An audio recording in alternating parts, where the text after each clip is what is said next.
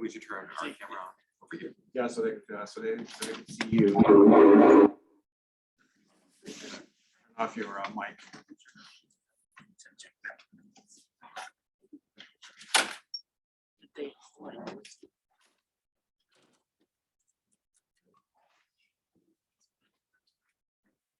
So I'm Bjorn Solberg. I'm an undergrad at Augsburg University. I'm a sophomore, and I'm Aiden. I'm also a sophomore, and I'm an undergraduate at St. Olaf College. And we worked, Ben Stotrup was our mentor, in Beltieres, and Dr. Joseph Szczecinski at the U of M. And we got to study phase behavior in two-dimensional model layers. And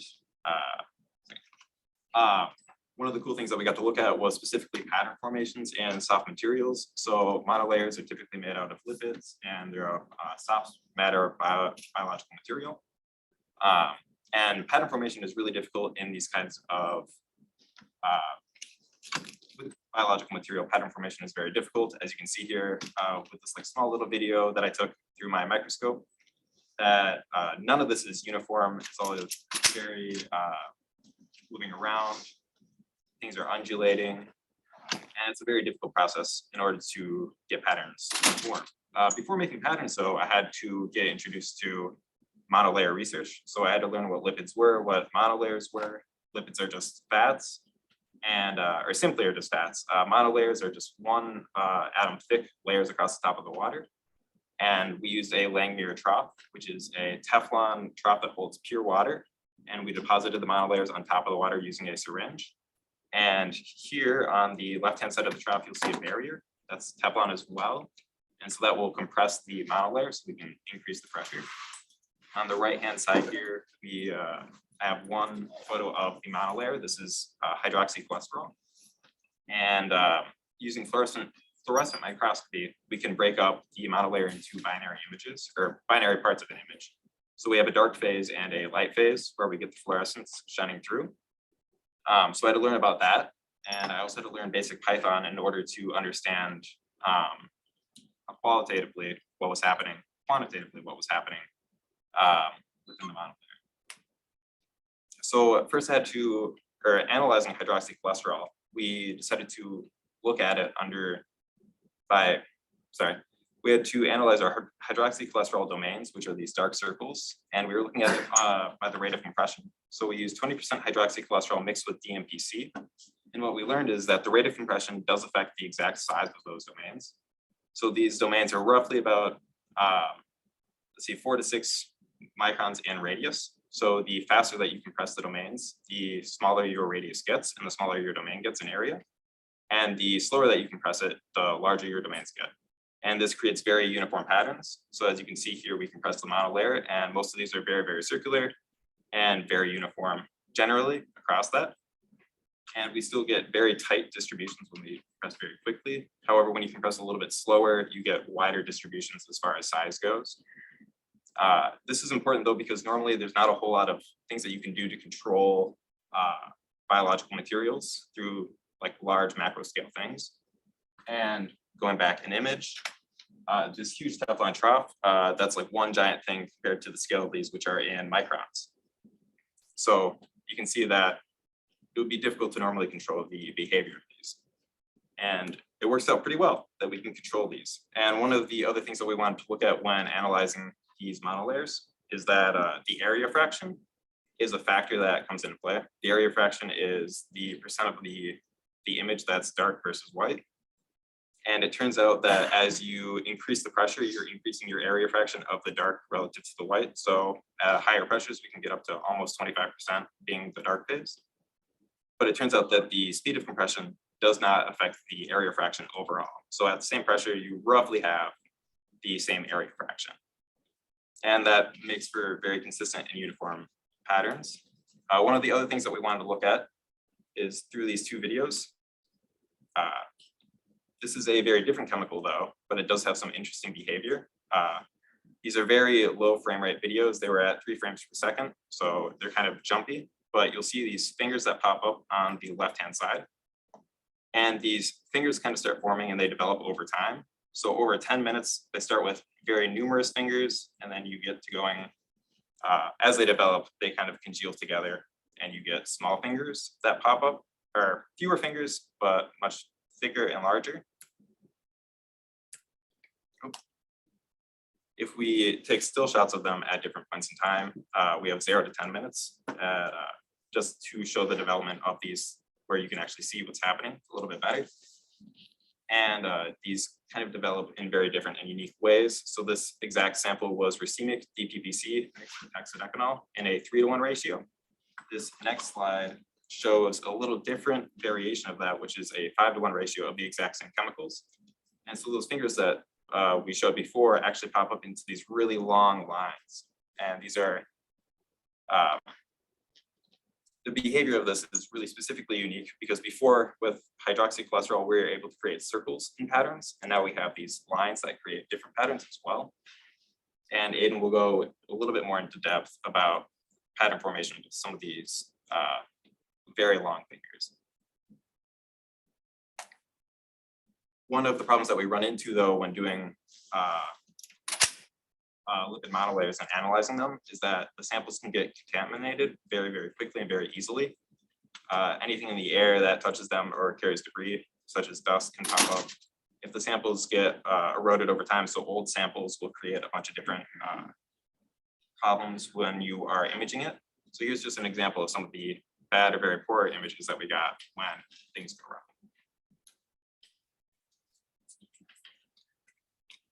So basically, my project was trying to replicate Kane's data and some of Bjorn's, but then transferring that to a solid. So in our case, it was mica. And then, so the first thing I had to do is get Kane's trough from when he was undergraduate working again. That also involved upgrading it from a single barrier to a double barrier. That way it compresses in 2 directions and there's more even compression. So Langmuir logic deposition, it's just vertical movement of a solid through the monolayer air interface. There are a couple different types of it. The kind that we used is Z-type, where you first off have the solid submerged in the water, then you deposit the monolayer on the surface of the water, and then you draw it up through. So, and we just did it once because we just wanted a single monolayer, but if you want a multi-layer, you can move it up and down more times. So my procedure was thoroughly rinsing the trough multiple times with pure water to try and mitigate the possible contamination.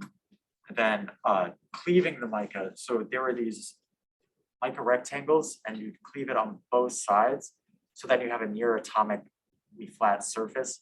And also so it would be clean and less contamination, and then preparing the syringe for depositing the DPPC or lipids itself. And that was rinsing it a bunch of times with chloroform, and then depositing that on the surface of the water, drop by drop, and then we let it sit for about 30 minutes so all the chloroform would hopefully evaporate and you'd just be left with the sample itself. And then after that, we would set it to different compression that we wanted. And then the barriers would compress and they would move back and forth to keep the compression uniform throughout the entire time. So then we did it for 15, 30, and an hour and a half, 15 minutes, 30 minutes, and an hour and a half at different pressures. And so once the time, so when we were ready to withdraw, I withdrew at 20 centimeters a minute. And then we would take the 2, so we'd put 2 pieces of mica freshly cleaved back to back. So then we would take those micas off of the dipper, and then we would tape them onto onto glass slides. So then could easily store them and keep them from breaking, and then also label them. So some of the challenges I had, similar to Bjorn, I had some contamination issues, but we were able to take enough samples and also look around at different parts of the sample to find areas with little or no contamination. Cleaving the mica was difficult because it was so thin. So it usually took a few attempts with that. And then at high pressures, because my trough has been used for years, the edges of the Teflon weren't completely smooth. So over time at high pressures, it would leak and eventually would close all the way and lose pressure. Thankfully, with the times that we were doing, that wasn't an issue. So here are some of the images of the samples I took under a fluorescent microscope. And what Kane and Bjorn saw is that as you increase pressure, you start off with those circular domains and you start to get little fingers. Then over time, those become long stripes, and it's a stripe instead of the circle at the beginning. So I saw very similar, like at the same pressures and same mixtures of sample of DPPC and hexadecanol. And then we're also able to show these are two different samples of the same mixture, and we're able to reproduce it. So they're very similar. It's different objective sizes. Show this reproducible, and then so we're able to get the trough working. And our results on the fluorescence was very similar to what Kane had gotten. And then since then, Kane has been working with the AFM, and so with that there's different. You can learn more about the substance, like exactly how much is the ratio of hexadecanol to DPPC the same in those solid dark phases to the liquid lighter phases. Also, you can see the height and also measure the electrode potential.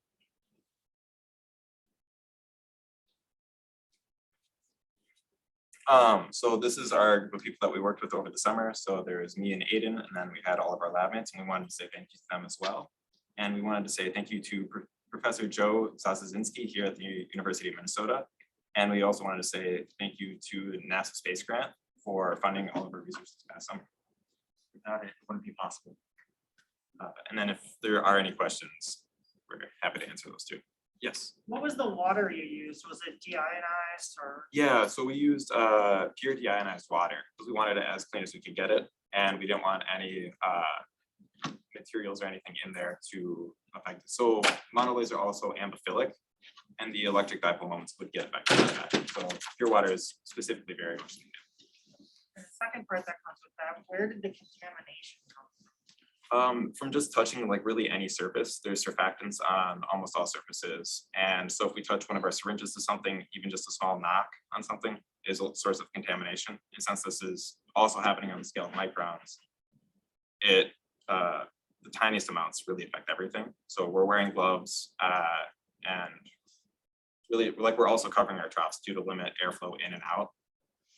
And so there's numerous sources where contamination comes in. And once we have everything clean, it's a challenge to keep it clean as well. Yep. Besides pressure, and do you know if there's any other factors that affect it? For example, like temperature? That is a factor as well. So the system that I was using at first with hydroxycholesterol is not super temperature dependent, or not as much. The system that Aiden and Kane were using that I used a little bit at the end is very temperature dependent though. So temperature and pressure both play a factor in how those fingers and stripes form. So for that, we used water baths to keep the water itself at a constant temperature, so we wouldn't have to worry about any fluctuations. Yep. A question about, I think the terms were used interchangeably, but maybe I didn't understand compression and pressure. Yes. Two different things, and you can't compress liquids, is my understanding. So you're, and then is it atmospheric pressure you're increasing to cause the pressure? How are you getting this pressure? Miscommunication on my part. So the pressure is surface pressure coming from, or surface tension.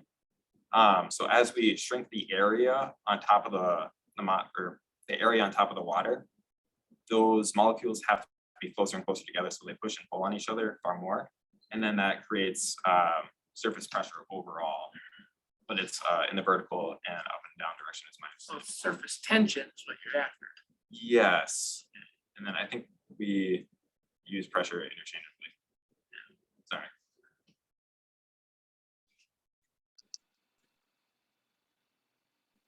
I had a very quick question, maybe the last one before we move to the last speaker. You had data taken from a photograph early in the talk. Was that you physically picking off radii from a photograph, or have Yes, you explored pattern recognition or something to do that automatically? when I was pulling, let's see, this data right here generally. Yep, that's right. Yep, so I would use image J to go by and like pixel by pixel and pick out, or sometimes using thresholding to pick out sizes of the domains. So I would have to trace those out manually and by hand. And sometimes thresholding helps, specifically with area fraction. Thresholding was very key for that. But that was essentially using pixel counts to get my measurements. Okay, all right, great. Oh, do you have one last question? Yes. Yeah, I don't know much about this, but what is like a possible application of your study? So with these pattern formations, you can actually make different kinds of sensors out of that using biological materials. That's normally very difficult to do because you can't reproduce it in the same shapes and sizes generally, but these are some materials that if they can be used for sensors, they might actually be good for that because you can get reproducible results under the same macro conditions.